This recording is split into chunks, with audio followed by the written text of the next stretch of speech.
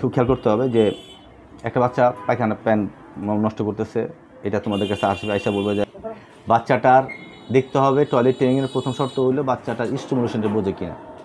কী বুঝতে হবে? স্টিমুলেশন বোঝে কিনা, সে তা প্রস্রাব আসছে বোঝে কিনা, পায়খানা আসছে বোঝে কিনা। আচ্ছা, পায়খানা লাগবে, চাপ লাগলে তার বাপ মা বোঝে কিনা।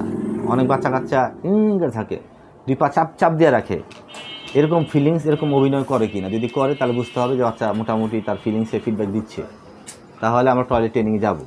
আর যদি দেখি যে বাচ্চার প্রস্রাব পায়খানা সম্পর্কে তার কোনো ফিলিংসই নাই, তাহলে তার ওই স্টিমুলেশন দেবো, তার সেন্সরি ইন্টিগ্রেশন দিকে নজর দিব।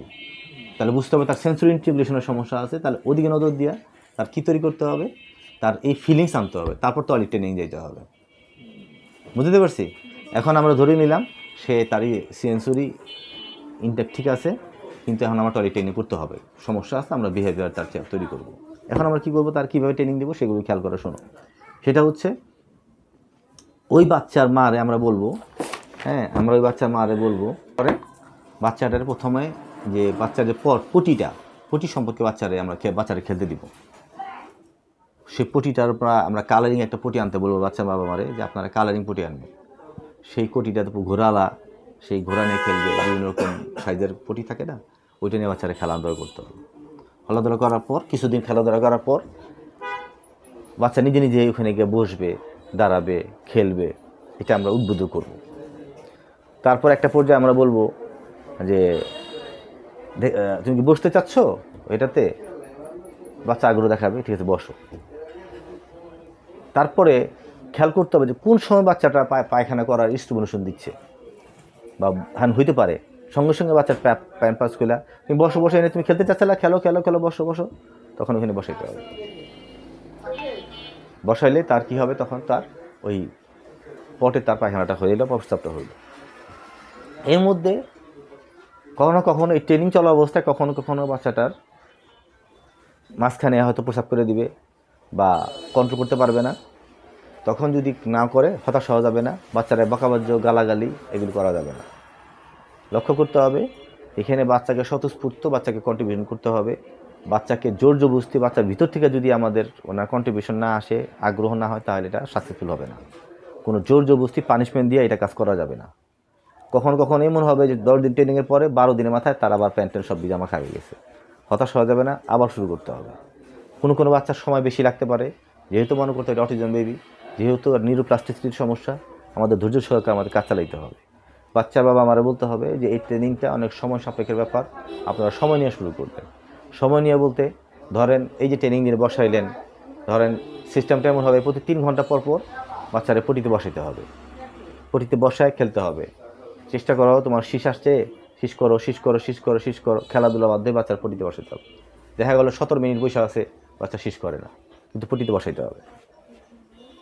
এই যে 17 মিনিট ধরে ধৈর্য সহকারে বাবা মা যে থাকবে বা চেষ্টা করবে, এই ধৈর্য আমাদের থাকা লাগবে, বাচ্চার বাবা মা বুঝাইতে হবে, সময় লাগবে।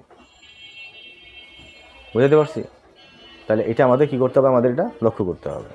তারপরে রাত্রে এরপরে কী হইতে পারে, তার রাত্রেও তার প্যান্ট ভিজায় ফেলতে পারে, প্রস্রাবের সমস্যা হইতে পারে।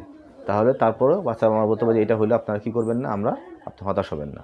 তাহলে এইভাবে ধরো 2 ঘন্টা পর পটিতে বসাইতে হবে, প্যান খুলাইতে হবে, ঠিক আছে।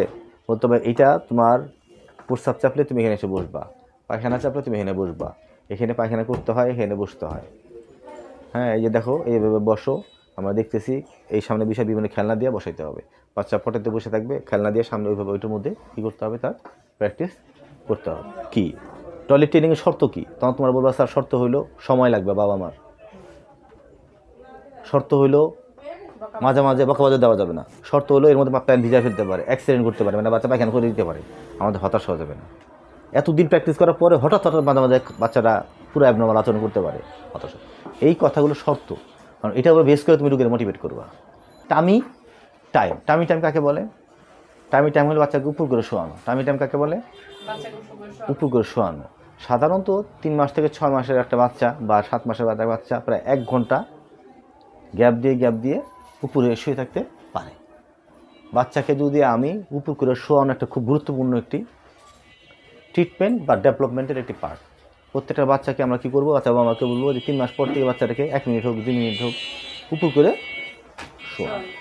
কারণ এই উপর হইলে শুলে বাচ্চা ব্যাক মাসেলগুলো কন্ট্রাক্ট করে, অ্যাবডোমিনাল মাসেলগুলো স্ট্রেচ হয়, ঘাড় মাসেলগুলো স্ট্রং হয়। এটা খুব গুরুত্বপূর্ণ একটি পার্ট। এটা বাচ্চা আমরা খুব ভালো করে আমাদের কী করতে বলতে হবে। এর সাথে আমাদের আরেকটা কথা মনে রাখতে হবে, বাচ্চাকে সাইডলাইন করানো। বাচ্চা যদি সাইডলাইন যদি হতে না পারে, তুমি সাইডলাইন করে দিলা, 1 মিনিটের মধ্যে বা কয়েক সেকেন্ডের মধ্যে বাচ্চা সোজা হয়ে গেলো, তাহলে বুঝতে হবে বাচ্চা মাসেল টাইট হয়ে গেছে।